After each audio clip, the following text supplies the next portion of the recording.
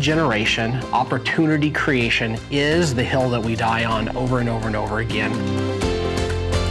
The only hurdle between them having a great agent is me making that phone call, and I owe it to them to make that phone call.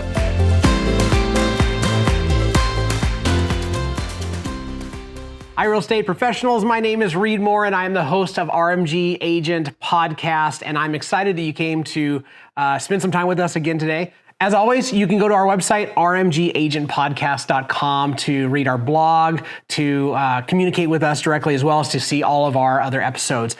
This episode I'm really excited about because we're going to do it in two parts. It's a very, very important and foundational episode for your real estate career. And I think Jake and I will have a different spin on it this time around. So we're going to be talking about leads, listings, and leverage. And this is going to be this week's episode as well as next week. So stay tuned. It's going to be good. All right. I'm going to introduce my partner in crime, Jake Bartlett. Hey guys, super excited. Leads, listings, leverage. It's a big one. It's kind of the growth plan for any aspect of real estate. So it's going to be in two parts because we want to really be able to do it justice and cover it really well. So Reed, why is leads, listings, leverage the growth plan for any real estate business? Yeah, so leads, listings, and leverage, or the 3 L's, was popularized by Gary Keller when he wrote the Millionaire Real Estate Agent book.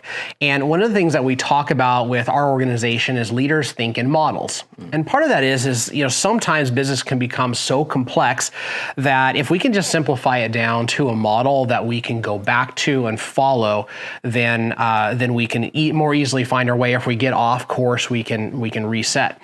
And leads, listings, and leverage really identify the 3 things in the language of real estate that apply to any business across any different vertical. Yeah. So if we take it down to the first L, and you want to be able to do a certain number of transactions this year, we can take your calculations, take your conversion rates, and we can go back to how many leads you need to be able to convert that number of business.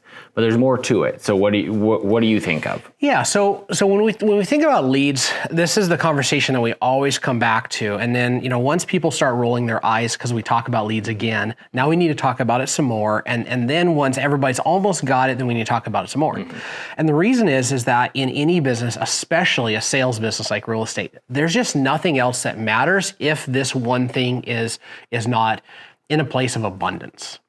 And so we can't take our eyes off the prize that lead generation, opportunity creation is the hill that we die on over and over and over again. Whether you're a solo producer or you have a large organization or a large team, as soon as lead flow stops, your business starts declining.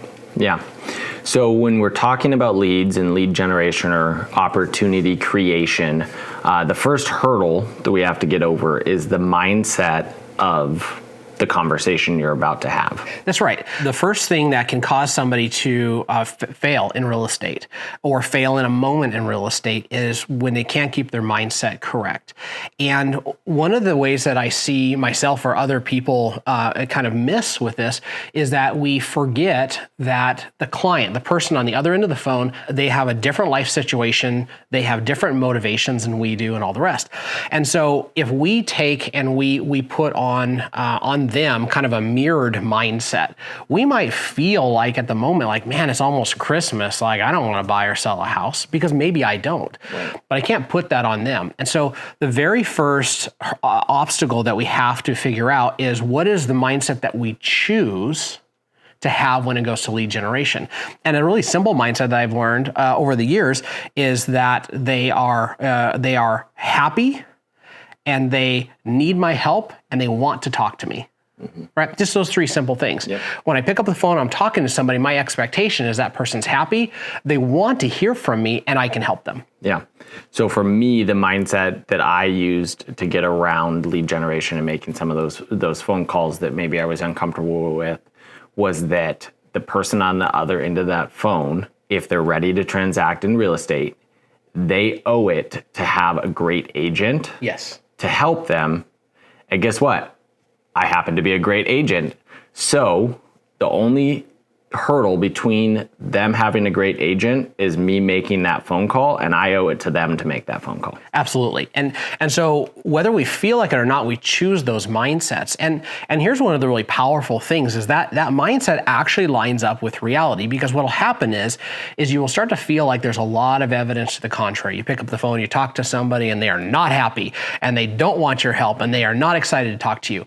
That person is also not in a place where they are ready, willing, and able to transact in real estate in this moment. Right. Because when you talk to somebody who has gone through the emotional processing with their spouse or whomever else to say, like, you know what, I think we want to sell our house. I think we want to buy a house. When you call them, they show up in that mindset that you've already predetermined is how they're going to show up. Right? Yep. Everybody who doesn't show up that way, like the vast majority of them, your timing's off, right? Like you're pulling a cake out of the oven and you stick the knife in there and there's still batter, so you got to put that thing back. Yeah. You also might have just called them and their mom might have died, right? Like now you're calling about selling a house or needing a realtor, and like your timing could just be so drastically wrong that you get the really angry person. Yeah. And you got to learn to not take offense to that, which is really hard for a lot of people, especially somebody like me. I don't love to jump into the disc, but I'm a high I, so rejection's a hard one for me. Yeah. And so getting over that rejection of like, hey, now it's just not the right time. Yeah. I just need to find the right time. Yeah. So now it goes back to that. I owe it to myself to check in with them again, and check in with them again until such time is right. Yeah, so one of the things that we teach inside of our organization is that as professionals, we need to process information as opposed to react to it. And so what I mean by that is, some of the earliest learning lessons that we have teach us how to react to pain. So we burn our hand on the stove and we learn to react. Well, so now we fast forward and it's now 35, 40 years later, when we get rejection or we get something like that, if we recoil and we react and we start making that our adult pattern, or we continue that into our adult pattern, that's going to cost us a lot of opportunity. It's going to cost us relationships and kind of everything else too. And so what we want to do instead is, when we have that experience that then challenges our good, healthy mindset, is we want to stop and we want to respond and say, okay, what did I just experience? Did I just experience that person hating me and personally wanting to tell me I'm just a horrible human being? Or did I experience somebody on a really bad day? Did I experience somebody who just had a death in the family or a significant event, right? When you stop and you process the pain of rejection when it comes to lead generation, you will find that the rejection really has nothing to do with you. Yeah. So what I hear is we need to stop reacting like children and start reacting like professionals. Is that a good way of summarizing that? That's right. That's right. And it's amazing because when you experience other professionals and you're having a bad day, or you watch them, have somebody else having a bad day, the way that they handle those situations is not reactionary. I've seen some react, but for the most part, you will see somebody choose a response. And a lot of times their response they've done that response so many times that a new, better way of keeping their mindset is now an easier path.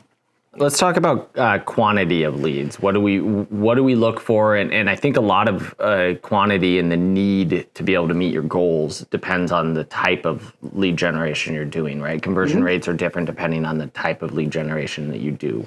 Yeah, so depending on where you're at in your real estate career and how large your organization is, or if you're a solo producer, the amount of quantity that you need is different and it's relative.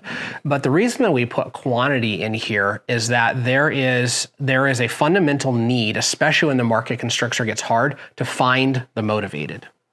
And you don't find them motivated because you have out-tricked everybody else and you actually know where the one motivated person is every day, so you don't have to talk to a lot of people.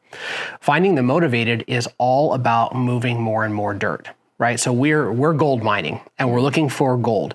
And sometimes it's really easy to find gold. And other times it's really, really hard. So when it's hard, all of a sudden we have a scarcity of leads in comparison to the effort we're putting in. So we actually have to lever up the effort or whatever is, we might have time to leverage, right? Which would be us doing more lead generation, or we might have money, which means, going out and doing more marketing and things like that. But ultimately, when we approach lead generation, we have to square with our mindset. And then the second thing that we have to square with is lead generation is a quantity issue. Regardless of how big your organization is, if you don't have enough leads, if you don't have enough at-bats, you're not going to hit the runs that you need. Yeah. I love the gold mining analogy, because you could be a single agent out there with a 5-gallon bucket digging and panning for gold yourself, or you could be a large organization with 50 agents and you're out there with a heavy equipment and all this stuff, and like it's really dependent on what your goals are and what needs to be done to be able to meet those goals at the level you have to do the activity. That's right. Yeah. So a solo agent listening to this, you don't have to move as much dirt as our company does, right? And that's okay. What you have to square away with is you probably have to move more dirt now than you did a year ago. Yeah. And you absolutely have to move more dirt if you don't have ready, willing, and able people ready to do business with you. Yep. So when we're talking about leads here, we need to exchange value with those people. Right. Yeah.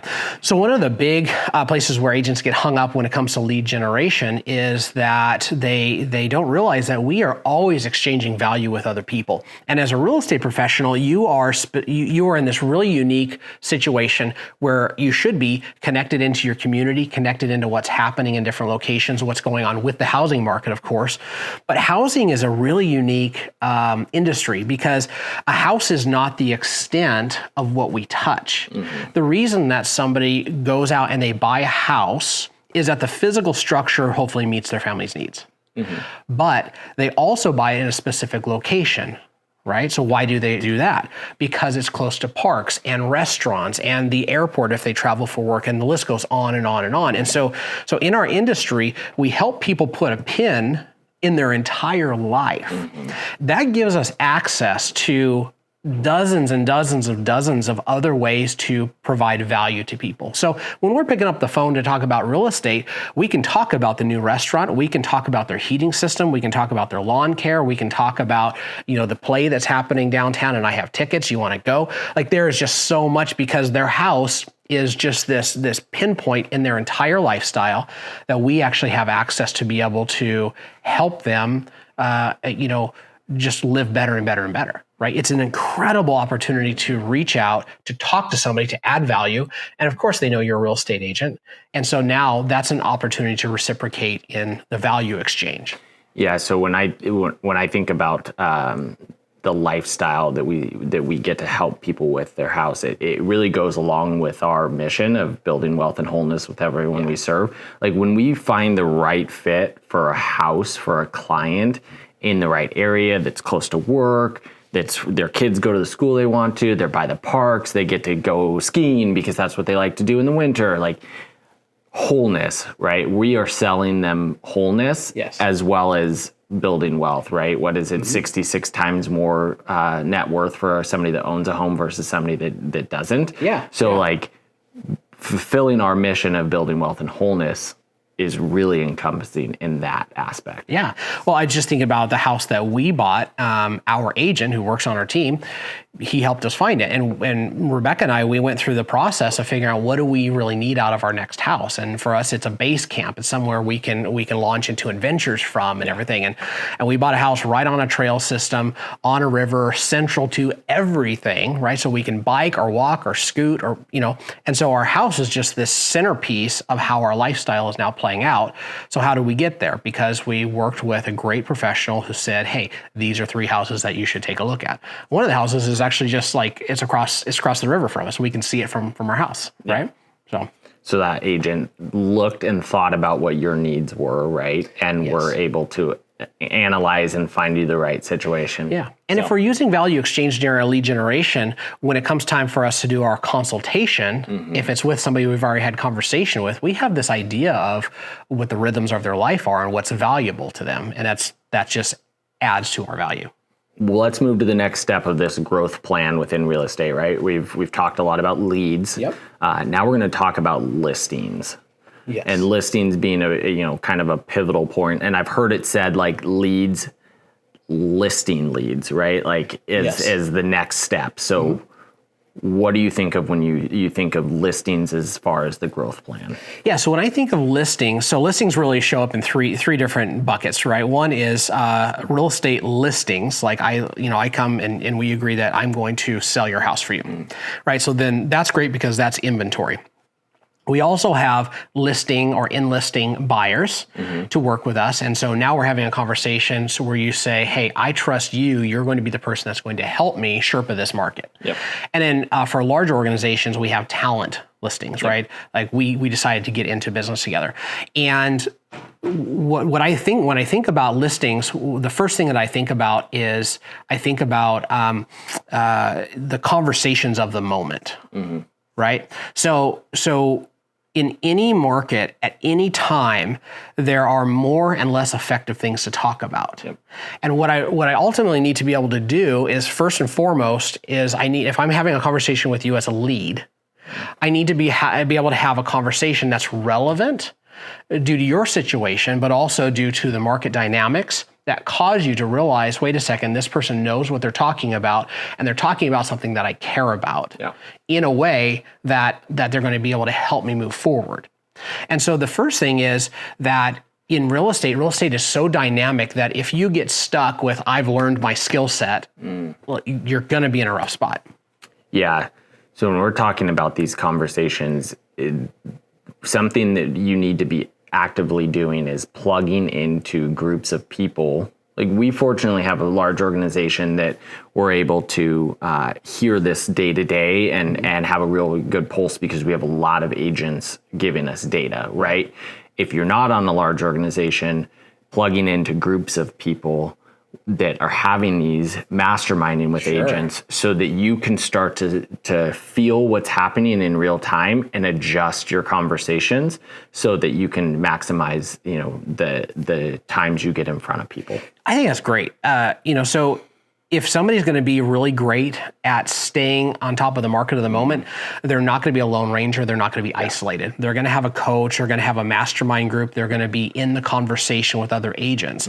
Those who aren't, they get left behind, and they may even perform really well, but compared to what they could be performing at, it's really hard when all the data you're getting is the data that you're getting because it's such a small sample size and it's so prone to your emotions, right?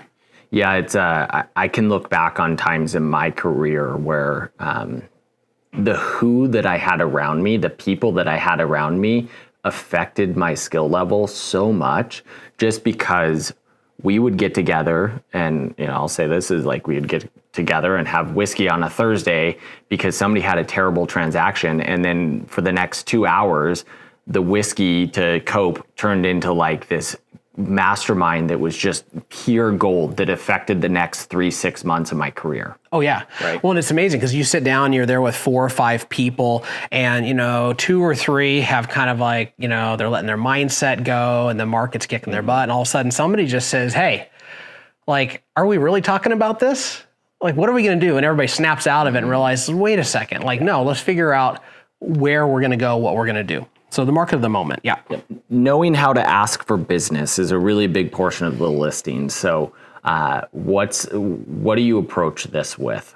Yeah, so one of the cheats when it comes to listing properties or listing buyers or listing talent is that regardless of how skilled you are, if you pull back before you choose to ask for business, you're going to let a lot of business go. And this is where I see a lot of younger, maybe unseasoned agents, they start allowing, again, going back to the lead generation, so their mindset to close. Like, well, I don't want to be a pushy salesperson. Okay, don't. Right. That's a good thing. Don't be a pushy salesperson. A pushy salesperson is either a very specific behavioral style of person, or it's somebody without proper skill sets that doesn't know how to ask the right questions throughout a conversation. So if I'm in a conversation with somebody, so this person's been a lead and now I have an opportunity to list their house. If I'm going to sit down with them, I need to be able to ask questions that are conversations of the moment. I need to be able to ask questions and have a consultation that has to do with them and their situation. But through that whole process, I need to learn how to ask trial closes, to be able to ask where they're at, if the information's making sense, and ultimately, can I earn their business? Will they work with me? And early in my career, I had some really good consultations that I didn't do any of those things on. And I actually got to the end of the conversation and the answer was like, yeah, we'll think about it. We'll give you a call. And I was really happy about it because I had a good conversation with them and not many of them actually called me back. And it was because the whole time I missed things and missed objections and missed just questions I needed to be answering because I was scared to flat out just ask them for business in the appropriate way all the way through the conversation.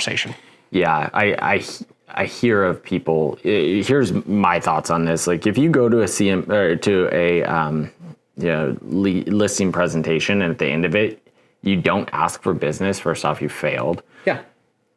But if you're not approaching the buy side, working with a buyer the same way, like I think the majority of the people listening to this would go to the listing presentation and ask for the business, at least at the end of this, right? But you better get comfortable with asking for the business at the end of the buyer consult with what we've got going on in the industry now. Yes. And just get comfortable with that. And quite frankly, the clients expect it.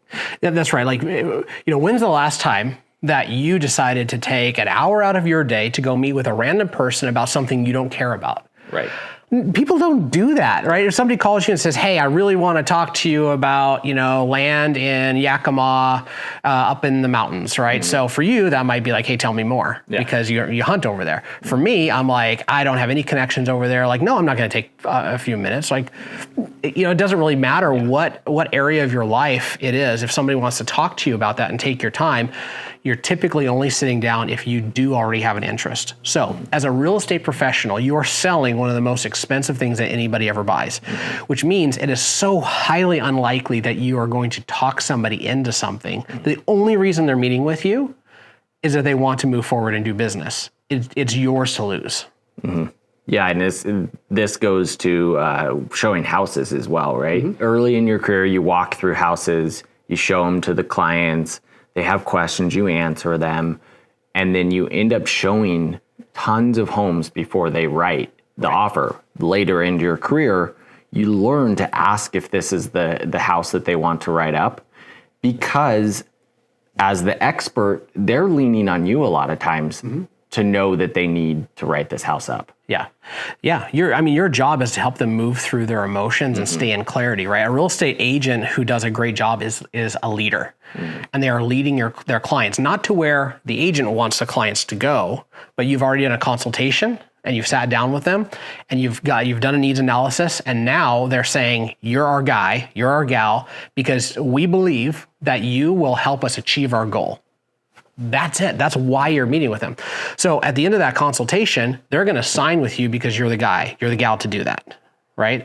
And now through the process, you're going to demonstrate that, which is helping them stay in clarity, helping them move past their fear to be able to get ultimately what they wanted, right?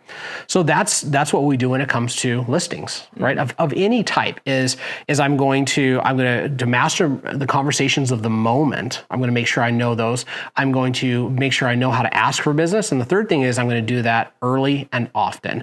And if you don't have the skill set to do it early and often, reach out to us. We have scripts. We have the ability to help you role play through some of that, because your ability to have the proper types of closing options for them through the conversation, it's a key to your success. Well, thanks for tuning in, guys.